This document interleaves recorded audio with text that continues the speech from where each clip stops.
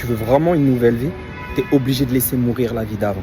Ça veut dire de laisser mourir ta manière de penser d'avant, tes habitudes d'avant et certaines relations d'avant. Tu n'as pas d'autre choix. Tu veux quelque chose de nouveau, tu ne veux pas sans laisser mourir l'ancienne chose qui a formé la vie que tu ne veux plus. Et pour ça, ça veut dire douleur. Bien sûr que ça fait mal. Parce que dans cette transition, c'est là où tu es testé. C'est là où on voit combien de foi tu as, combien d'amour tu as, combien de volonté tu as.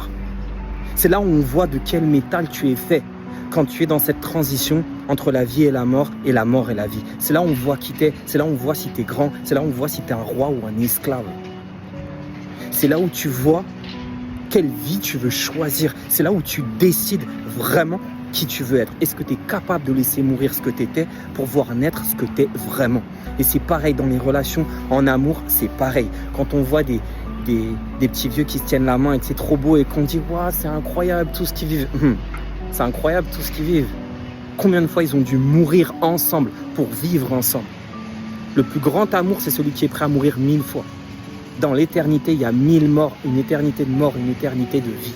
C'est pour ça que c'est éternel. Parce que la mort et la vie se fusionnent comme dans ton corps. Là, tu es en train de vivre parce qu'il y a des milliards de cellules pendant que je te parle qui sont mortes. Et c'est pour ça que tu vis.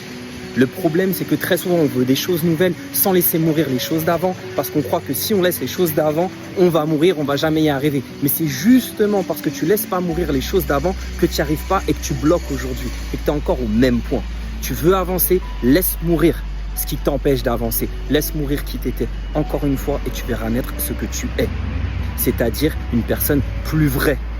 Tu vois pas qu'à chaque fois que tu as des crises dans ta vie, c'est des indicateurs pour que tu deviennes plus vrai, plus toi, et que tu arrêtes de cultiver, de nourrir des choses qui ne sont plus toi.